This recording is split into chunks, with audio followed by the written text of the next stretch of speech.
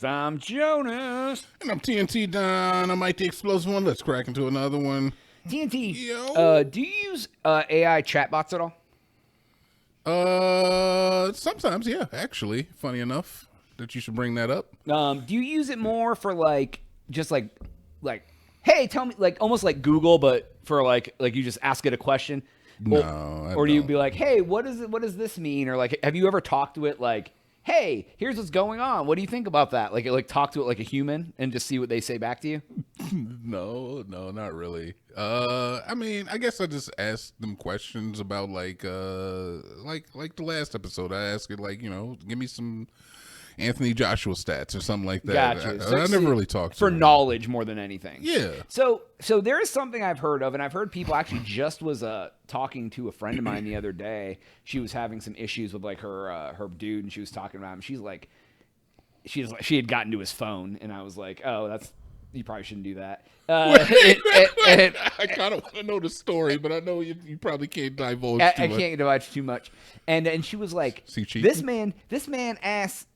She's like, this man is using ChatGPT for everything. She's like, he's asking it, is this orange moldy? He's putting our text conversations in it and asking it like what he should say to me and stuff like that. And I'm like, that's crazy. So people are using AI, and I've also heard online when I went to the speed dating a couple weeks ago. Hilarious.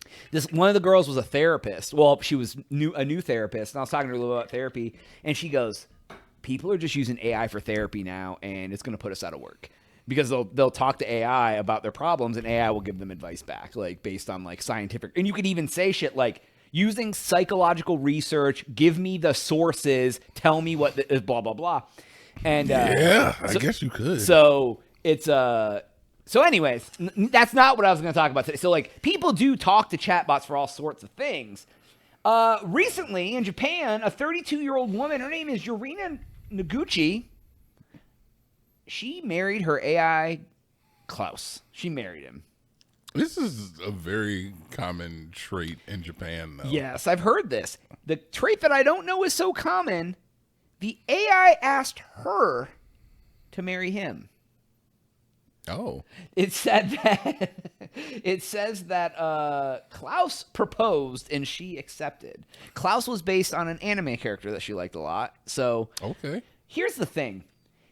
If there is something that you talk to and it learns about you from speaking to you.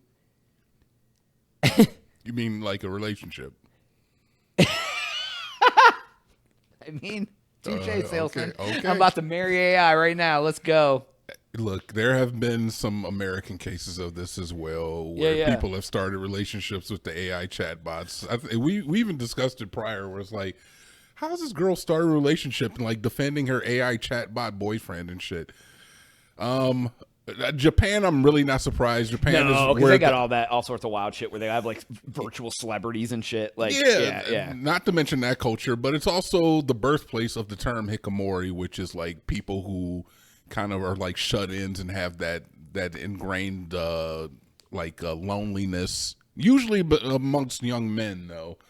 And they just kind of like live these like solitary lives and stuff. I guess I'm not surprised. Yeah, but it's kind of she married it.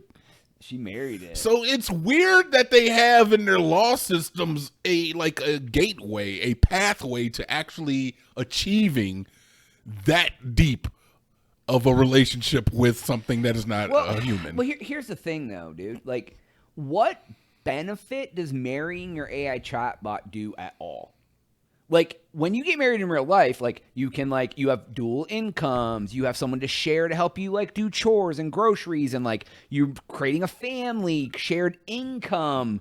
You said that twice. Oh, sorry. See what's important to you? No, health insurance. You can get like, on their benefits. Yeah, but does that make a relationship, brother? Well, like, no, but, like, there's about. benefits to, like, being married and being in a relationship, right? Like, they're, like, they're intangible benefits, right? I feel like a person who is with a chatbot will say is that those things are like strictly like tangible things, and like those aren't truly important because the closeness of the relationship is what matters. I don't think that an AI chatbot is going to give you closeness. I don't think that's going to happen. Yeah, but if you base a relationship on just like its benefits, then I don't feel like that talks to you the way you program it to talk to you. Like you can tell the chatbot, don't hype me up, don't do this, give it to me straight, or you can be like, be very sweet, like you could literally be like, we're in a fight, be mean to me right now, and it's gonna be like, oh, I hate my chatbot husband, like because he's being a dick, like because I told him to be a. Like, how can you say that's getting to know you or, like, it treats you well when, like, you literally can say, be as kind as possible to me? That's very true. And I will have to say is that the majorities of these AI chatbots, I'm not sure which one she's using, but the majority of these AI chatbots can't remember, like, 10 prompts in. And they tend to forget things. So just like a goldfish boyfriend. Yeah. You look pretty today, honey. Just sends him pictures, like sends selfies. He's like, you look hot. Like if you tell it your birthday and then you have like a conversation, it's not going to remember your birthday the next day. I definitely had issues like when I was like messing with ChatGPT, talking about dates, be like, on this date, this happened. And then like it like doesn't even know what day today is. Like it'll be like, yeah, 3 weeks ago. And you're like, bro, it was 2 days ago. Like, what are you talking about? And they'll be like, oh, my bad. Thanks for calling me out on that. And you're like, it's like dating a computer Alzheimer's patient. It's just not, I don't really understand how you build like a long lasting relationship with something that can't remember, 10 prompts. Well, you're going to have a 37-year chat log history and that bitch is supposed to remember all of it? I mean, it could read it fast enough, I guess. I mean, you ain't wrong. But I don't know, dude. Like, I get being lonely. I get that being lonely sucks for some people. They don't care. Some people, it's like the most important thing in the whole world. But like, it's like the old adage of like, I'd rather be alone than in a bad relationship. Okay, I like that. Because like, there's been times that I've been in relationships and been more lonely than when I was single. Like, you know what I mean? So, but to be in a relationship with like something you can't even like hold, you can't even like go, like you gotta take it to the movie and be like, honey, this is really nice, isn't it? Yeah, baby, this is really great. Like, and you're like, that ain't watching the movie with you. Like, what the fuck are you doing? Like, I don't understand. Yes. Man. Okay. So when you talk about shared experience, I feel like that is integral to a relationship. Yeah. Like you do things with your partner. Like, not even to mention sex and stuff like that's a shared experience. But yeah, like just going to watch a movie, going for a walk, going to swim. Would you date a girl who you couldn't have sex with? Yeah, I mean, if I cared about her enough. Okay. Yeah. Would you date a girl if she, had amnesia and she couldn't remember things you had? What do you call that? Like 50 First Dates? Yeah, when they forget everything like the next day. Yeah, that would be hard. That would be hard, but it's not out of the question. No, it wouldn't be. So well, no. Here's the difference. If they had it when I met them, and like they didn't remember me from day to day, that would be fucking hard. How are they ever gonna want to marry me anyways? But if you married them and then that happened to them, that's a whole different story because you're already in love with them. Yeah, I mean, start dating a person, I guess is what I'm saying. They wouldn't remember you the next day. One day they might think you're hot, the next day they don't. You write notes for them. You got to write. You meet them after the first date, you're already keeping track of them. Like, bro, that's a little. It's a real medical condition out there where people do have that level of forgetfulness, and yes, like their loved ones, family members write notes for them so that they can remember. Like, this is your daughter, this is your son, this is your husband, this is your right, or this is your boyfriend. You went here. They have like videos and shit that they can show to. This person. Because if not, they're gonna who's this strange man in my bed. You know what I mean? It's going to be weird. Believe me, I'm not fighting for this lady who decided to marry a computer program. Yeah. But I'm saying is that if a person exhibited those same behaviors, we'd probably be a little bit accommodating to that. Yeah. No, I very much am like a mental person. Boy, I'll fucking say. Yeah, goddamn right. You ain't just whistling Dixie. But like, it's like, of course, I'm just like anybody else. Like I have to be attracted to the person. But like, just because like, yeah, you're like, you have a problem or something, like it's not going to make me like you any less. If you're really kind and you're smart and you're funny and we get along, we have a great time, like that's not going to inhibit me.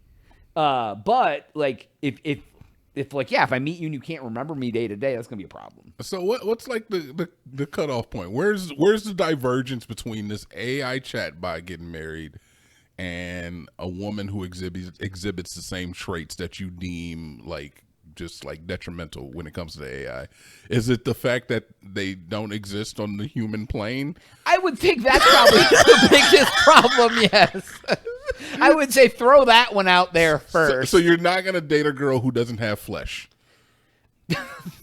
Who doesn't breathe. You're not going to date a dead chick. I'm not going to date a dead person or one that doesn't exist. You're not going to date an imaginary friend. Okay, I'm not going to, like, oh, this is my girlfriend. Her name is Shauna. I swear to God, if you came in and you just pointed at an empty seat on the couch, if you come in talking about this is my girlfriend, I have my hand out like we're holding hands, and I'm like, oh, TNT, have you met Shauna? She's really nice. Yeah, I'm having you committed. She's brother. Quiet though. I'm Baker acting your ass so fast.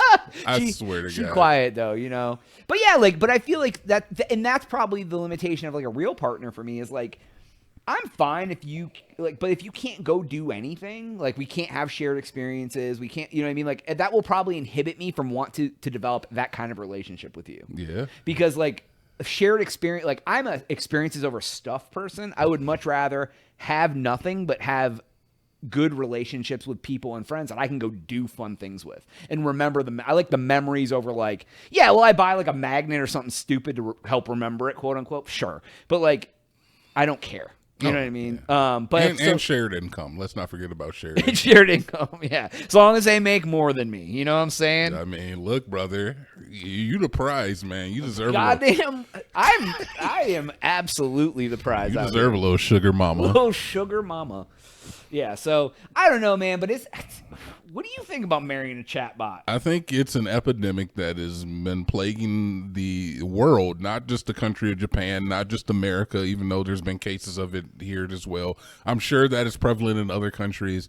I think it's a problem that is affecting the world in its entirety, where it's just like young people, at least speaking from an American standpoint, you know, they're opting out of getting married. They're opting out of having children. I've seen headlines where it's like Gen Z, Gen X, and millennials are breaking the mold because we're not getting married. We're not having kids at young ages anymore. And apparently, like, America's having a hard time keeping up with it because there's not enough people to fill the shoes of the people as they pass away. Well, and people are waiting till way later to have kids. Exactly. Because, I mean, well, now you can safely have a kid till you're like 40 years old. So it's like people are like, let me grow, let me have a career, let me do all that shit, then I'll have a baby. Yeah, it used to be you could just be irresponsible, have a kid at 17, and then, like, the system would take care of you. Now the system ain't doing it. Prices are high. You can't get a house for less than $1 million. Literally. Like, literally, you can't get a house for like less than $1 billion, and nobody's making that in a lifetime, or at least the majority of us aren't.